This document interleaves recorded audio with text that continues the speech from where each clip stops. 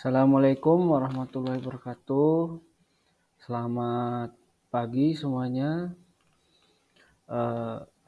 Hari ini kita akan membahas materi mengenai presentasi pengantar RBPKB. Sebelumnya sudah pada mengerti ya RBPKB. Kalau misalnya belum mengerti, saya akan sebutkan kembali apa itu mata pelajaran RBPKB. RBPKB itu rencana biaya dan penjadwalan konstruksi bangunan. Mapel ini berkaitan dengan yang namanya rencana anggaran biaya. Nah, sebelum Anda melakukan atau menyimak mata pelajaran RBPKB, alangkah baiknya sembari Anda mengikuti pembelajaran, Anda scan dulu link yang saya berikan. Di situ ada scan untuk link survei siswa DPIB, di mana link ini mengetahui kemampuan awal di siswa dalam persiapan untuk pembelajaran. Kemudian di link kedua adalah scan untuk link download materi. Di situ materi-materi yang ada dan termasuk presentasi ini ada di dalamnya. Yang ketiga adalah link YouTube. Jadi pembelajaran ini saya sudah dokumentasikan di YouTube dan Anda bisa membukanya sewaktu-waktu. Nah, kita lanjut kepada slide selanjutnya, yaitu apa itu RAB? RAB adalah estimasi atau perkiraan biaya yang dibutuhkan untuk mengerjakan suatu proyek.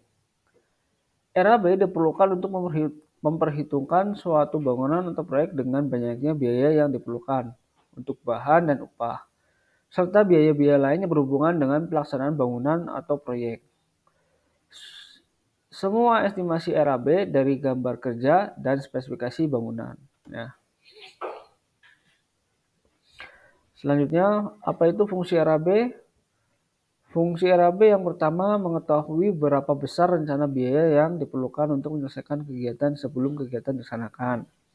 Yang kedua, mengetahui jumlah volume kebutuhan tenaga kerja, bahan, dan alat yang diperlukan. Yang ketiga, sebagai pedoman pada saat pelaksanaan kegiatan pembangunan proyek. Yang keempat, sebagai salah satu persyaratan dalam dokumen proposal usulan pelaksanaan kegiatan. Ya. Jadi RAB ini sangat penting ya fungsinya, karena dia salah satu persyaratan yang mutlak wajib ada di proposal kegiatan. Ya. Kemudian acuan regulasi.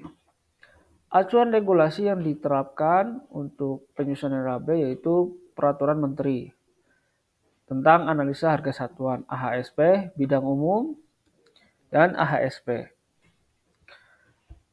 Peraturan yang sering diterapkan atau masih sering dipakai yaitu 2016 Permen PUPR nomor 28 PRT 2016 tentang pedoman harga satuan pekerjaan umum.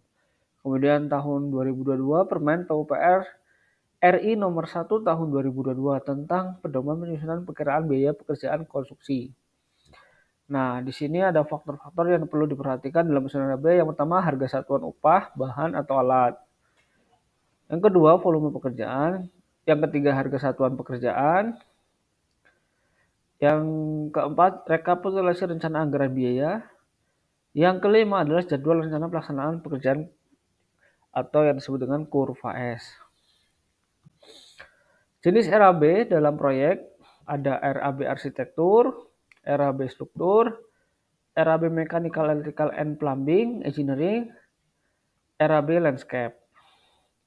Sebenarnya masih ada lagi RAB ya, karena kita RAB ada gedung, RAB gedung ya, RAB jalan, RAB bangunan air, bisa bendungan ya, atau drainase dan sebagainya. Tapi saya hanya menyebutkan 4 saja karena ini yang akan kita pelajari. Kemudian di sini Kalau kita mengacu pada setiap proses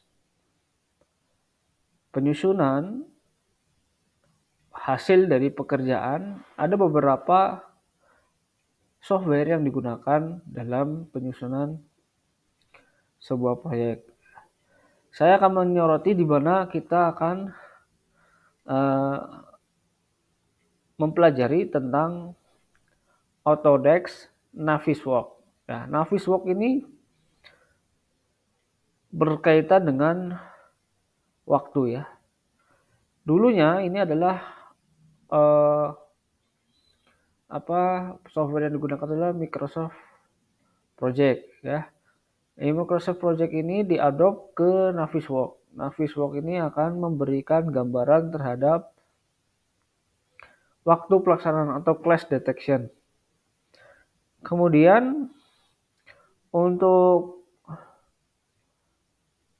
volume struktur itu bisa kita lihat di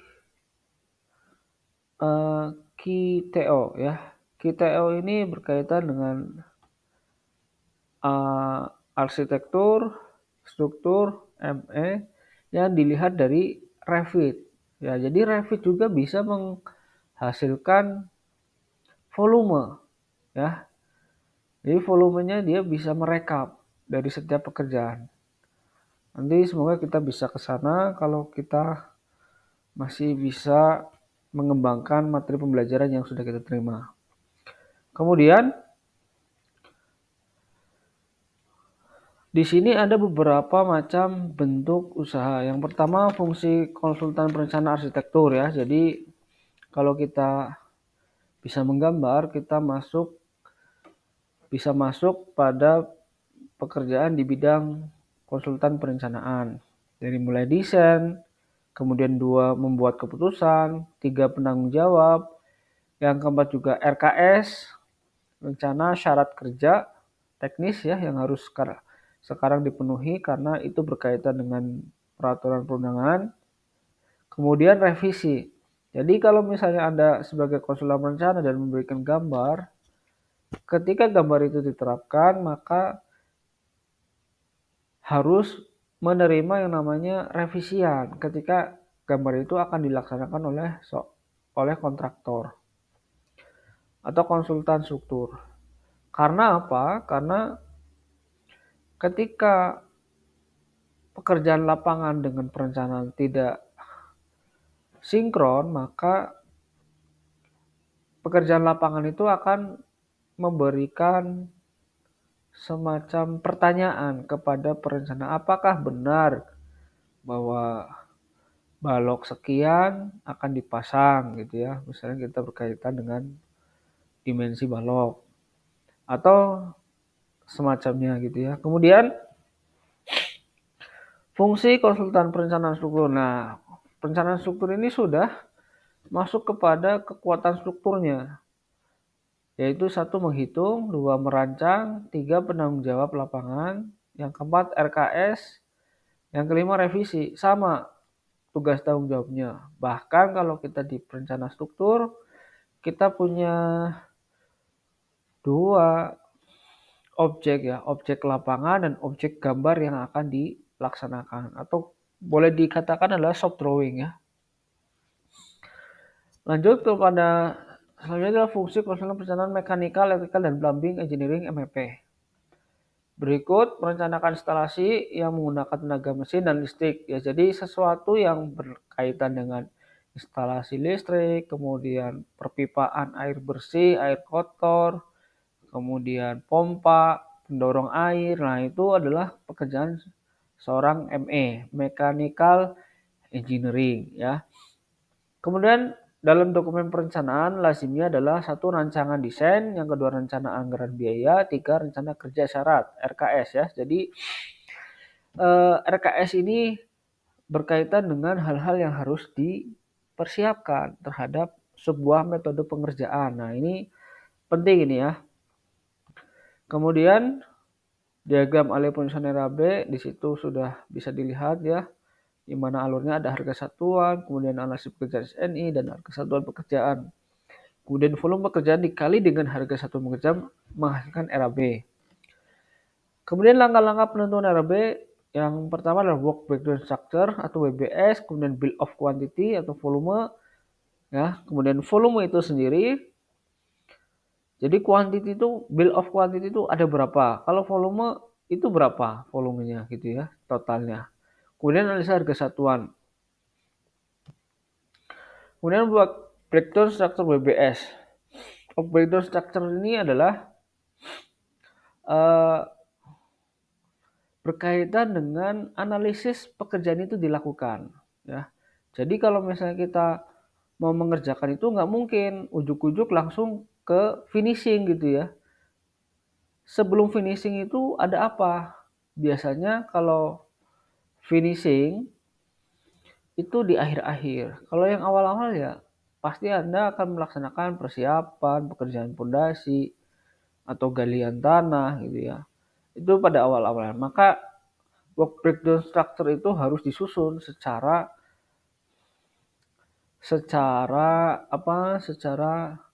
lazimnya ya, berurutan gitu ya, tidak loncat-loncat. Kemudian ini adalah perhitungan volume ya, di sini ada uraian pekerjaan, ada panjang, tinggi, luas dan luas lubang. Ini maksudnya adalah contoh ini ya, pada pujian dinding ya. Ini adalah nanti mengurangi gitulah luasnya dari ini sehingga didapatkan total luas sekian. Ya, ini tabel-tabel ini akan kita sering gunakan ya dalam sebuah perhitungan karena itu menjadi dasar lah dalam kita menghitung. Kemudian bill of quantity, BOQ, ini adalah rekapan sebenarnya. Ini adalah rekapan sebuah pekerjaan ya, dari misalnya pekerjaan dinding. Pekerjaan dinding itu ada apa aja? Ada pemasangan dinding bata, plesteran, pekerjaan acian, dan pengecatan dinding. Nah, ini adalah BOQ-nya. Jadi satu paket pekerjaan itu pekerjaan dinding. Nah, ini volumenya sekian. Nah, itu gabungannya. Kemudian analisa harga satuan. Analisa harga satuan ini adalah hasil dari analisa yang ditentukan oleh permen ya. Permennya bisa 2016 atau 2022. Karena masih berhubungan sangat erat ya untuk analisa harga satuan tersebut. Masih digunakan dua-duanya. Kemudian harga satuan pekerjaan atau upah pekerjaan. Harga satuan pekerjaan adalah harga pokok ditambahkan dengan nilai overhead dan profit. Pada setiap proyek konstruksi terdiri dari jumlah faktor yang memiliki proporsi yang berbeda-beda. Apa yang akan diukur, bagaimana cara mengukurnya. Kemudian upah kerja. Upah kerja adalah suatu imbalan jasa diberikan untuk bekerja sebagai balas jasa terhadap hasil kerja dalam suatu pekerjaan. Borongan ataupun harian. Ya, jadi kalau upah tukang misalnya di Bandung 150.000. Ladennya berapa? 100.000. Jadi kalau misalnya tukang sama laden itu satu paket misalnya 250.000. Ya. Itu per hari. Tinggal dikalikan tukangnya ada berapa, terus kemudian ladennya ada berapa gitu ya. Nah, itu nanti akan menjadi kelipatannya dan berapa hari dia bekerja. Nah, ini adalah tabel yang harus akan ada isi ya pada saat penyusunan RAB. Nah, penyusunan RAB ini saya harapkan semuanya harus sudah menggunakan Microsoft Excel ya dalam pengerjaannya sehingga kita lebih cepat dan memudahkan. Jadi saya harapkan Anda bisa bekerja sama antara rekan di kelompok Anda sehingga kita bisa mempercepat sebuah pengerjaan yang dihasilkan. Nah, ini adalah slide saya terakhir. Semoga Anda memahami apa yang saya sampaikan. Intinya adalah ini adalah pengenalan mengenai rencana anggaran biaya itu sendiri. Saya akan sambung kembali terhadap materi pembelajaran selanjutnya, yang dimana kita akan masuk kepada materi-materi yang telah saya paparkan di depan. Terima kasih. Saya akhiri. Wabillahi taufiq. Assalamualaikum warahmatullahi wabarakatuh.